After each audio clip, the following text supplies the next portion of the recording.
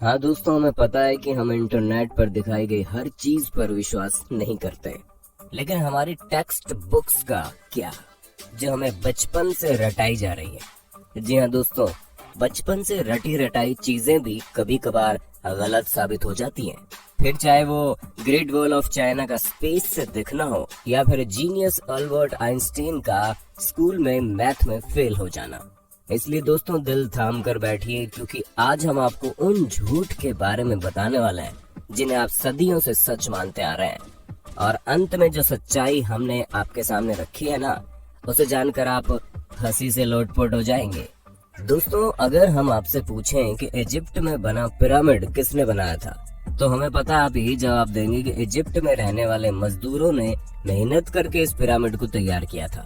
लेकिन हम आपके भ्रम को तोड़ते हुए ये कहना चाहते हैं कि बिल्कुल भी सच नहीं है। असल में इस पिरामिड को बनाने वाले ज्यादातर लोग मजदूर थे ही नहीं। जी हाँ, इस पिरामिड को बनाने के लिए एंशिएंट इजिप्ट की अच्छी खासी पॉपुलेशन ने अपना बढ़ चढ़कर योगदान दिया था, जहाँ करीब 85 सालों तक, जिसमें 2589 बीसी से लेकर 2504 बीसी का समय लगा। और इतने समय के अंतराल में इजिप्ट के रहने वाले लोगों ने अपना खून पसीना करके इस पिरामिड को तैयार किया था, ताकि वो अपने नेशनल आइकॉन को खड़ा कर सके। ऐसे में जो लोग इतने बड़े बड़े पत्थरों को नहीं उठा सकते थे, उन्होंने यहाँ पर काम करने वाले लोगों के लिए खाना, रहने और बाकी चीजों की व्यवस्था की। यानी कि हर इंसान ने अपने लेवल का काम किया, जिसमें कुछ लोग सिक्योरिटी के लिए काम करते थे, तो कुछ लोग भारी भरकम पत्थरों को जुटाने के लिए दूर दराज इलाकों में चले जाते थे, ताकि वो अपने नेशनल आइकॉन को खड़ा कर सके। ऐसे में दोस्तों, उनकी मेहनत रंग लाई और ये पिरामिड वाकई में दुनिया भर में जाना जाता है। चलिए दोस्तों, अब आपके सबसे फेवरेट माइकल जैक्सन की बात करते हैं, क्योंकि इस बात से कोई इनकार नहीं कर सकता कि माइकल जैक्सन ने पॉप म्यूजिक में एक अलग ही मुकाम हासिल किया था, जहाँ ये सिंगर के साथ साथ एक बेहतरीन डांसर भी थे। और इनके डांस मूव तो वाकई माशाल्लाह थे। ऐसे में उनका मून वॉक करने का जो स्टाइल था, वो लोगों में बड़ा फेमस हुआ। पर अफसोस दोस्तों, आपको जानकर हैरानी होगी कि इस मून वॉक को माइकल जैक्सन ने इवेंट नहीं किया था। हालांकि उन्होंने इसे सबसे पहले 1983 में परफॉर्म किया था। पर दोस्तों, असल में माइकल जैक्सन ने ये मून वॉक कैस्पर कैंडिडेट और कूली जैक्सन से सीखा था, जिन्होंने 1970 में इसे परफॉर्म कर दिया था। वहीं मार्शल मार्क्यू ने भी इस मून वॉक को माइकल जैक्सन से पहले परफॉर्म कर दिया था। और इन सभी लोगों से पहले बिल बैले नाम के टैप डांसर ने भी इसे परफॉर्म किया था। ऐसे में ये बता पाना मुश्किल है कि इस मून वॉक को किसने इन्वेंट किया, लेकिन वो शख्स माइकल जैक्सन तो नहीं है। अब आप एक और सिर घुमा देने वाली बात सुनिए, क्योंकि आप लोगों ने कार्बन डेटिंग का नाम तो सुना ही होगा। अरे नहीं दोस्तों, ये टिंडर में राइट लेफ्ट स्वाइप करने वाली डेटिंग नहीं है, बल्कि एक ऐसा मेथड है जिसके जरिए एटमॉस्फेयर में कार्बन डाइऑक्साइड के चेंज होने पर चीजों की असली उम्र बताई जा सकती है। ऐसे में आर्कियोलॉजिस्ट कार्बन डेटिंग का इस्तेमाल करके ये पता लगाते हैं कि उनके द्वारा खोजी गई चीजें कितनी पुरानी है। और इसी वजह से हम भी आपको जितनी भी चीजों की जानकारी देते हैं, उनकी उम्र कार्बन डेटिंग के हिसाब से होती है। और विलर्ड लिबी नाम के जिस प्रोफेसर ने कार्बन डेट्स का पता लगाया था, और इस काम के लिए उन्हें नोबेल प्राइज भी मिला था। लेकिन दोस्तों, दिल थाम लीजिए, क्योंकि हम आपको बता दें कि कार्बन डेटिंग के जरिए चीजों की असली उम्र पता लगाना बहुत मुश्किल है। और ऐसा इसलिए क्योंकि हर जगह का एटमॉस्फेयर अलग अलग तरीके से चेंज होता है।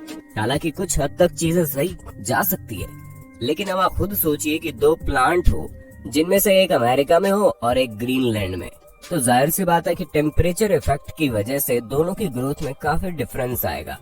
इसी तरह से कार्बन डेटिंग का भी हिसाब किताब है। अब चलिए दोस्तों, आपको एक और मिथ बस्टर स्टोरी सुनाते हैं, जो किसी और की नहीं बल्कि लॉक नेस मॉन्स्टर की फेक फोटो स्टोरी है। जी हाँ दोस्तों, जहाँ इस मॉन्स्टर की फोटो को न्यूज़पेपर में दिखाकर लोगों को हैरान करने में कोई कसर नहीं छोड़ी गई थी। और कई सारे लोग तो इस बात पर विश्वास भी कर बैठे थे कि सालों पहले गायब हो चुका ये क्रिएचर अब वापस से तहलका मचाने आ गया है। ऐसे में दोस्तों, लॉक नेस को स्कॉटलैंड में देखे जाने की बात कही गई। इस तस्वीर को सबसे पहले रॉबर्ट केनेथ विल्सन ने 1934 में लोगों के सामने रखा, और करीब 60 सालों तक इनकी ली गई इस तस्वीर को सच्चा समझा जा रहा था। लेकिन वो कहते हैं ना कि झूठ के दिन 4, सच चले 1000 साल। हाँ दोस्तों, हमें पता है हमारी बनाई गई कहावत उतनी अच्छी नहीं है, लेकिन इस जगह पर बिल्कुल फिट बैठती है, क्योंकि 1994 में ये बात लोगों के सामने आ गई कि लॉक नेस मॉन्स्टर का जो शेप उस तस्वीर में था वो कुछ और नहीं बल्कि एक टॉय सबमरीन थी, जिसे पानी में इस तरह डाला गया था कि वो उस क्रिएचर की तरह दिखाई दे। और ऐसा मर्म्यूडेक नाम के जर्नलिस्ट ने किया था ताकि वो अपने न्यूज़पेपर से बदला ले सके, क्योंकि उनके न्यूज़पेपर ने लॉक नेस मॉन्स्टर के बारे में छापने की वजह से उन्हें बातें सुना दी थी। और इसी वजह से उन्होंने इतनी बड़ी कहानी रची जिसके चंगुल में दुनिया करीब 60 सालों तक थी। दोस्तों, जब आप दुनिया के अजूबों के बारे में सोचते होंगे तो आपके दिमाग में सबसे पहले क्या आता होगा? माचू पिच्चू, ताजमहल या ग्रेट वॉल ऑफ चाइना? लेकिन बाकी सबका तो ठीक है, लेकिन ग्रेट वॉल ऑफ चाइना के बारे में हम आपको बता दें ये इतना भी ग्रेट नहीं है कि स्पेस से दिखने लग जाए। जी हाँ दोस्तों, क्योंकि सच्चाई तो ये है कि ये इतना बड़ा भी नहीं है कि इसे हमारे एटमॉस्फेयर के बाहर किसी भी जगह से देखा जा सके, फिर चाहे वो मून ही क्यों ना हो जो हमारे सबसे करीब है। और ये हम अपने मन से नहीं कह रहे, बल्कि खुद नासा ने इस बात को साबित किया है। हालांकि भले ही 21,196 किलोमीटर लंबी हो, लेकिन अगर हम इसकी चौड़ाई की बात करें तो ये बॉटम से मात्र 20 फुट चौड़ी है और टॉप से केवल 16 फुट चौड़ी है। हम आपको बता दें कि ये अफवाह 1754 के आसपास शुरू हुई। ऐसे में ये चीज हमारे चांद पर पहुंचने और स्पेस में सैटेलाइट पहुंचाने से बहुत पहले की बात है। तो ये सिवाय अफवाह के और कुछ नहीं है। अब भले ही हर साल यहाँ पर करोड़ों की संख्या में लोग आते हो, लेकिन अफसोस वो चाइना की जिस दीवार पर खड़े होते हैं वो स्पेस से तो नहीं दिखती।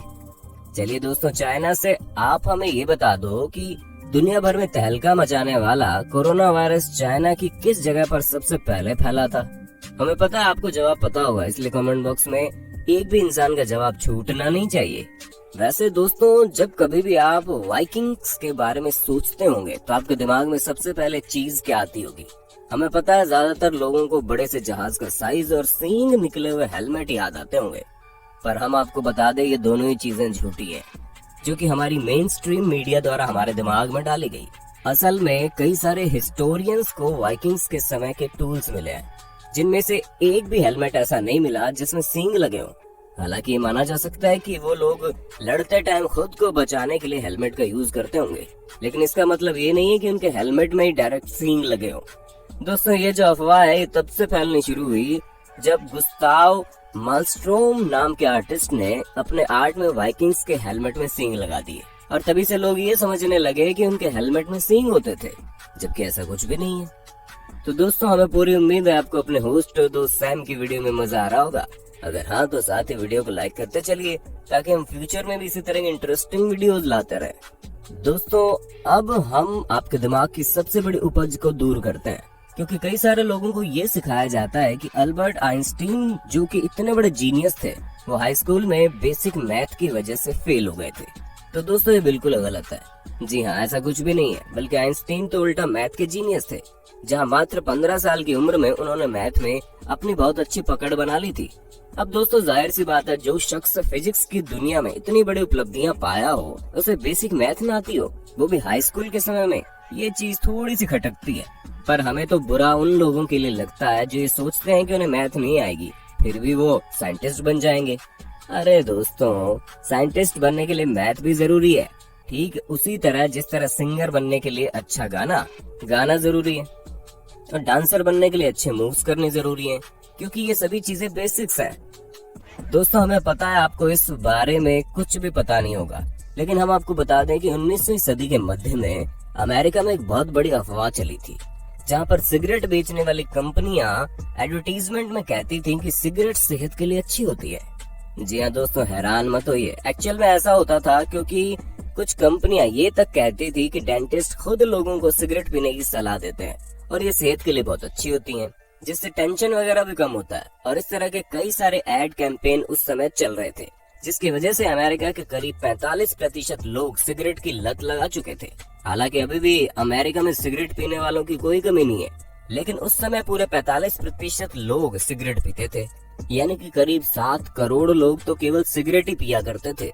वो तो बाद में पता चला कि ये सेहत के लिए हानिकारक है, जिससे भगवान आपको अपने पास जल्दी बुला लेते हैं, और इसी वजह से लोगों ने मरने के डर के कारण सिगरेट को टाटा बाय बाय कहना जरूरी समझा।